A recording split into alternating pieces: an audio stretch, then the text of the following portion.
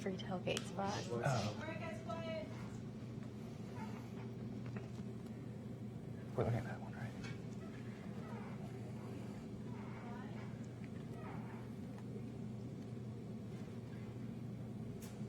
Tonight on the Monday Night Roar, find out what Clemson University is offering students to enjoy. Also, find out what CUSG is giving away for free for the rest of the football season.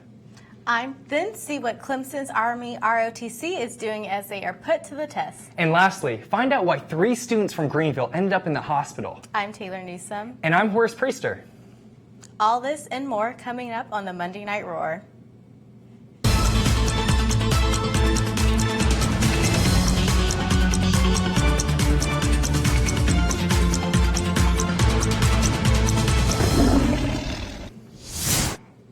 The Clemson Young Alumni Council announced their 2015 Roaring 10. The award was based on alumni who have made a positive impact in business, leadership, community, educational, and/or philanthropic endeavors. The honorees include Brian Colley, Darius Means, Harrison Tremmel, Jessica Barron, Captain Joseph Branch III, Matthew Pensick, Rick Joy, Scott Sampson, and Stephanie Sox. Congratulations.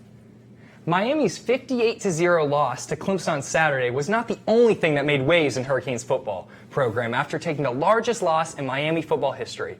Fans were calling for the job of head coach Al Gordon, and he was officially released on Sunday afternoon. Tight end coach Larry Scott will take over the head coach position for the remainder of the season. The Canes hope to turn around their season and win their first bowl game since 2006. As part of Diversity and Inclusive Month, Clemson University is offering a series of events for students to enjoy. One event is an historical tour of Clemson University's campus on October 30th at 6 p.m. The tour will begin at Calhoun Bottoms and runs every 15 minutes starting at noon.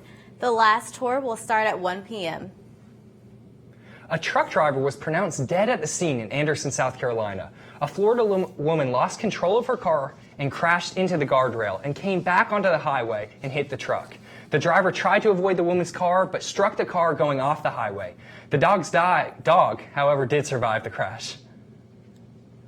According to USA Today's Sports College Football Fan Index poll, Clemson was voted #1 stadium atmosphere in college football. We won with 33% against LSU, Texas A&M, and Ohio State. Clemson also took 4th place in the Fan Index Top 10 with 114,706 social media mentions and 1,928 voting points. Way to go, Tigers. If you enjoy going to downtown Greenville, make sure to take note of the parking changes coming November 1st. Parking will now be free every day for the first hour. The fee in parking garages will be $1.50 after the first hour is up, or you can opt to pay the daily limit of $7.50. The changes are a part of an initiative to encourage use of the parking garages and to reach the goal of a $1.3 million in revenue. Have you ever glanced at a soda can, granola bar, or a box of cereal and looked on the back of the box at the nutrition facts? What about on the back of a can of a craft beer? Nutritional information can be found on nearly every item sold in stores except for alcohol. However, in 2016, a new federal regulation will require all foods and drinks sold in restaurants, including alcohol, to list the nutritional information.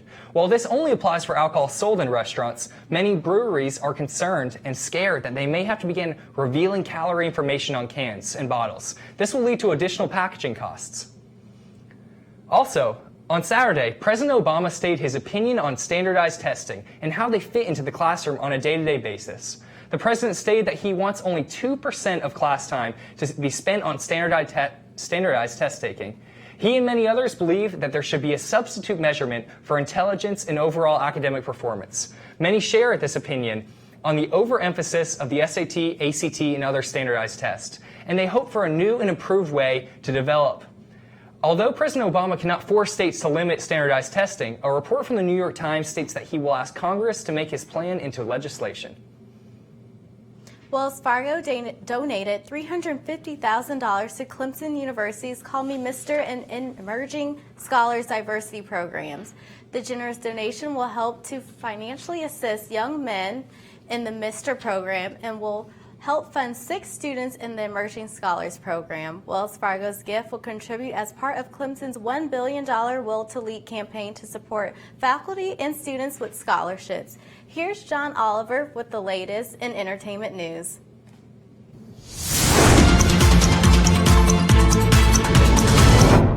Thanks, guys. Well, the rumors aren't true. Demi Lovato and Adam Lambert both confirmed yesterday on Twitter that there's no beef between either one of them.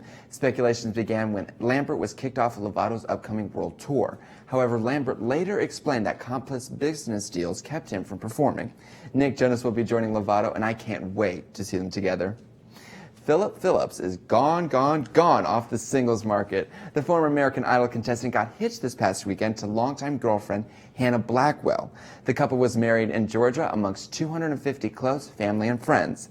Phillips and Blackwell dated about 7 years before tying the knot. Katy Perry this past weekend took over presidential hopeful Hillary Clinton's Instagram page during a campaign rally. The singer roared a few chart-topping hits while at the fundraiser for the former Secretary of State. I wonder if the girls kissed and liked it. Someone needs to bubble wrap this man. Jimmy Fallon, while receiving the Harvard Lampoon Award in Cambridge, tripped and fell and had to be rushed to the hospital. The comedian later posted a picture on Instagram claiming that everything was fine. Jimmy, are you sure that these just aren't some publicity stunts? While at Sierra's Halloween-themed birthday party, Beyoncé showed us all once again why she truly is queen. The diva showed up as Storm from X-Men. Kelly Rowland was also at the party, of course. Of course she was. What else does she have to do? Thanks, guys. Hashtag back to you. Thanks, John Oliver. Do you want a tailgate spot for the rest of the 2015 football season? Well, Clemson undergraduate student government will be giving away a free tailgate spot in front of Fike Recreation Center. You can sign up on OrgSync, and applications will be on a game-by-game basis. They will open up the application 2 weekends prior to each football game. Good luck. Clemson Alumni Association is hosting the Clemson Fall Band Party November 6th in Greenville. The event will be held on Flora Field from 7 to 11 p.m. You can buy your ticket now for $20 on eventbrite.com, or you can buy them at the door for $25. Tickets purchased in advance can earn a $5 discount. On Friday night, Clemson's Army ROTC was put to the test. Young recruits were instructed to establish patrol bases in complete darkness in order to develop leadership and real field experience. On Saturday morning, cadets fired assault rifles, participated in team-building exercises, and were put in high-pressure environments to test their performance and ability. The recruits also participated in more lighthearted competition to build chemistry and unity within the troop.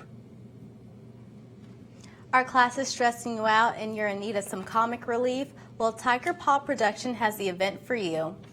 The Lucas brothers are coming to campus Friday, November 13th. The show will be free to all Clemson students and will be held in Tillman Auditorium at 10 p.m. Hope to see you there.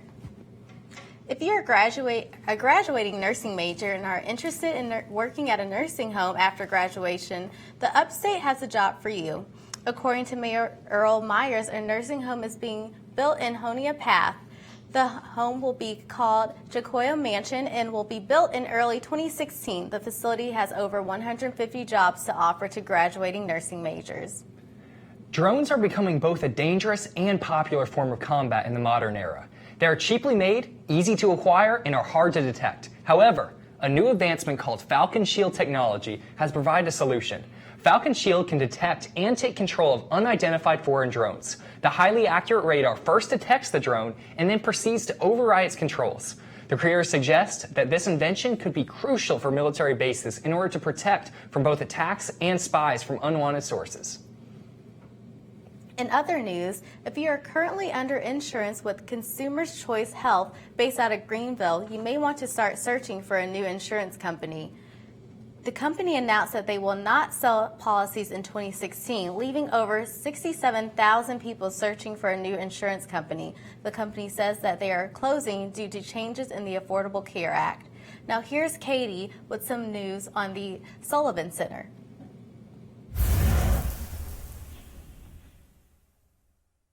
Free flu shots and personalized wellness exams. Something in this building might just be Clemson's best kept secret. I'm Katie Davidson, and this is what's happening inside Clemson.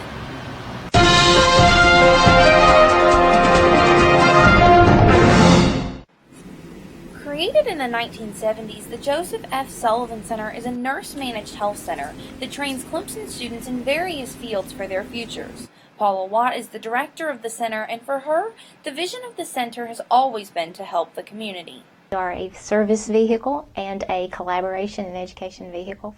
They offer diagnostic services as well as health education and much more, some of which are offered free or discounted to employees of the university. One of those benefits? They also this year have decided to pay for flu shots, so the employees no longer have to pay the flu shot this year. They can come in and get those. Yeah, all they have to have is a copy of their insurance card. The newest program implemented at a discounted rate for employees is See You for Health, a complete wellness assessment that is then analyzed and discussed with you by a health professional. For that, they go online and fill out a health risk appraisal.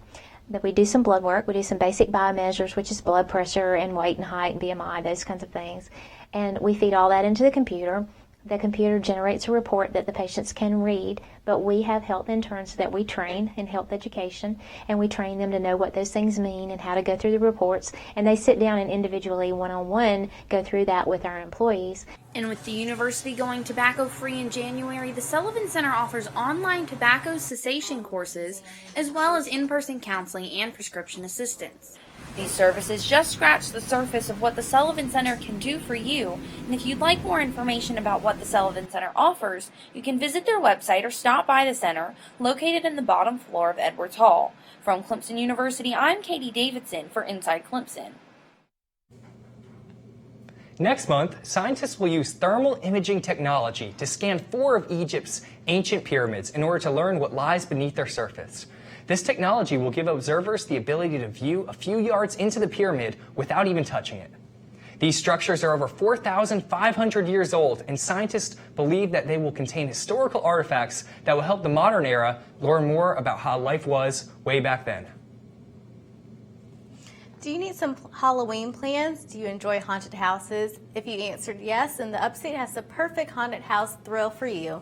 Nightmare Dungeon claims to be the scariest and longest running house in the Upstate. They are located on Old Anderson Road in Greenville and are open now until Halloween. Tickets are $20, and the haunted house offers 3 different haunted attractions to scare you throughout the night.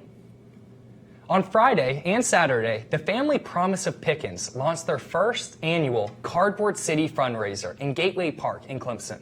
The fundraiser allows participants to spend the night in a cardboard home to help raise awareness of homelessness and raise money in order to change lives. The Family Promise of Pickens County is an organization that provides homeless care, daycare service, and helps parents find employment. Your iPhone might save your friend's life one day. A Georgia Tech student went missing for 2 days after a formal, so friends decided to track him down by using the Find My iPhone app. James Hubert's formal date left her iPhone in his pocket, and they were able to trace his whereabouts. The group found Hubert's face down without his shoes or wallet and only 7 miles from where the formal party was located. Hubert was badly beaten and was treated for hypothermia and injuries at Grady Hospital in downtown Atlanta. Police do not believe foul play was a factor in Hubert's disappearance, but it's still under investigation. The new Clemson resident assistants are on their way. Today, hundreds of students were interviewed for the open RA positions for the 2016-2017 academic year. In order to find the right students for the job, applicants were asked questions about their personalities and their ability to lead. Each year, applications are accepted in September and October to fill the available spots for the following year. Donald Hagan, a Clemson University professor, decided to take his forestry students back to their roots. Last Wednesday, he took them on a field trip to the Blue Ridge Mountains. The Blue Ridge is one of the most biologically diverse regions on the globe and is only 1 hour drive from Clemson's campus. The students took 4 stops along the hike up the mountain, eventually getting 6,000 feet above sea level. Professor Hagan explained that it was a great chance for his students to get to study species that do not exist in Clemson. Now here's Rosie with your latest sports news.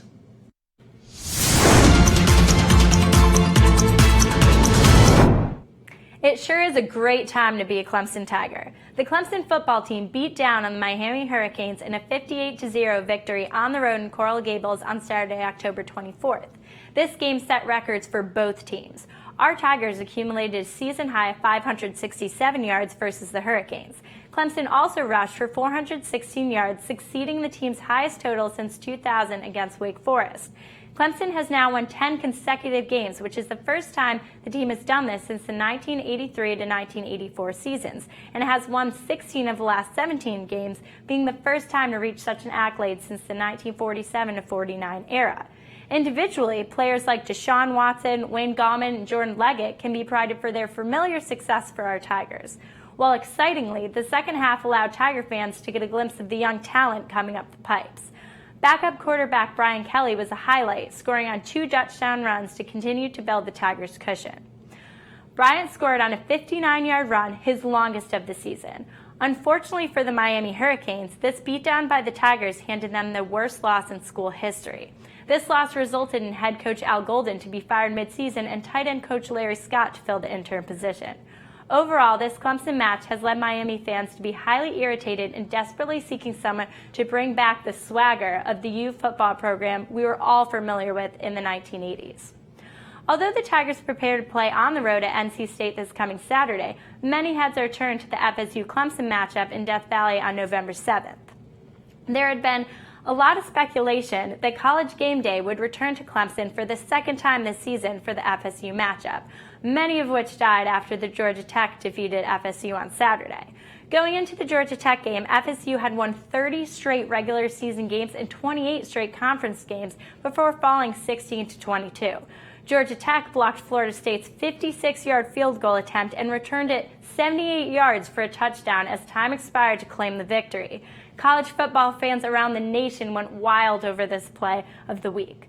Overall, this was both a thrilling and telling ACC match, and we look forward to the ACC matchups to come. Thales Marino's lone goal in the 8th minute of the match was enough to give the Clemson men's soccer team a victory over Boston College. With this win, the 4th-ranked Tigers finished undefeated at home with a 9-0-1 regular season home game record. Head coach Mike Newton accredits the fans for playing a big role in that success.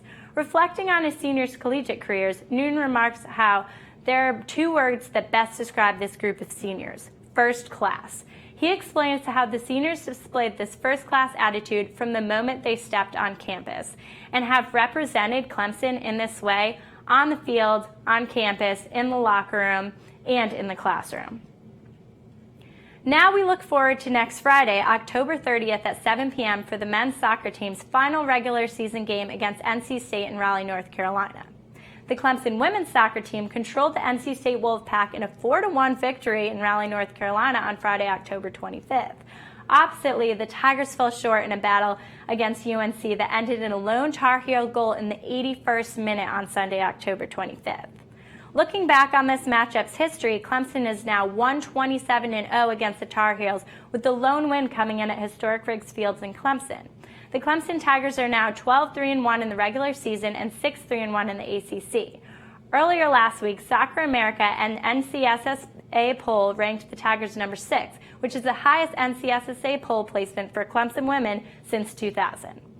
The Clemson women's golf team finished 10th place out of 18 teams at the Landfall Tradition golf tournament in Wilmington, North Carolina. Sloan Shahanahan can be noted for tying her career best with a 3-under par 69 on Sunday. Clemson finished in a tie with host school UNC Wilmington with a score of 889. Second-ranked Duke can be recognized for winning the tournament with a score of 855 and an 11-shot victory over second-place Notre Dame, who was at 866. Oklahoma State was third at 867. This past Friday, October 25th, 2015, NC State slid past the Clemson volleyball team in a 3-set victory over Clemson and Jervey Gym. This was a heartbreaking loss for the Tigers in a match that featured 19 tie scores.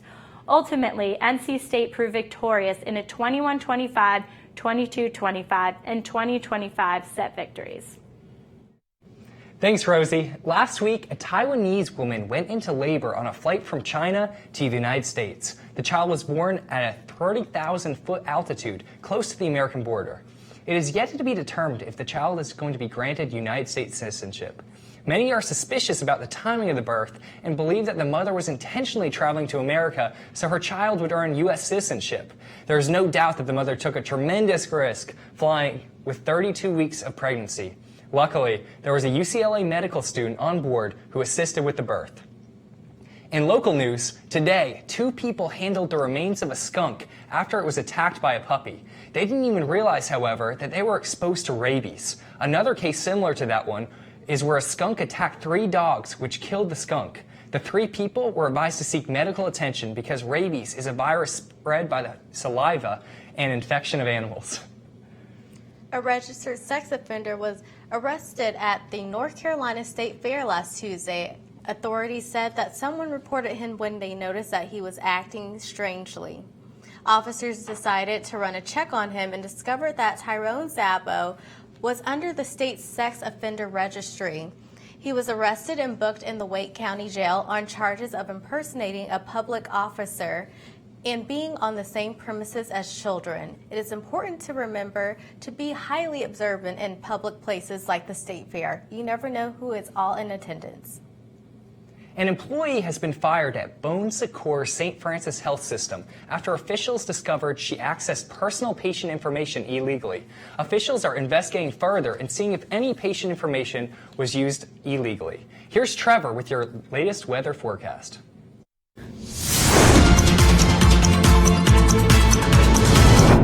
Thanks, guys. I've got your look for this week's weather of October 26th. Starting off with what's out there right now. Temperatures are a little bit cooler, 56 degrees. It is breezy outside. Winds are about 10 to 15 miles per hour. The humidity is high, 79%. And because of those winds, the feels like temperature is just a little bit down, 51 degrees. This is webcam footage from earlier today. You've got Brackett Hall and Tillman in the background, and it was cloudy, it was misty, and it was breezy.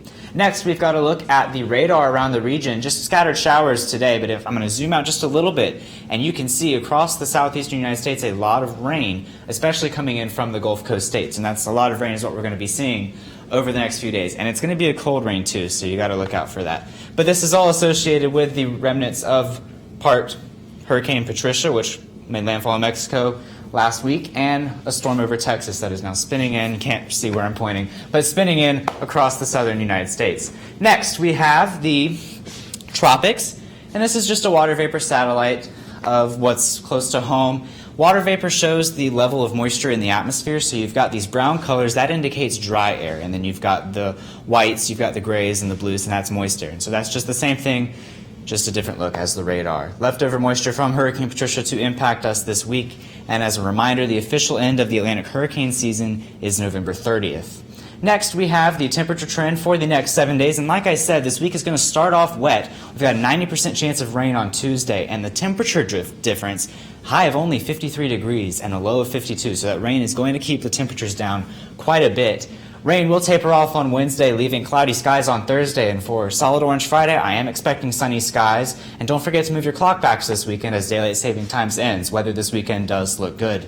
Moving on, we have the bottom line. Cold, wet start to the week. As I said, drier conditions will arrive on Thursday, and just a reminder that to set your clocks back an hour this upcoming weekend. Next, we have the pick of the week. This is from Jennifer Gabriel. This was at the Boston College football game in Death Valley, and this was as the sun was setting. You can see those cool colors in the background behind the Oculus. Next, we have the weather fact of the week.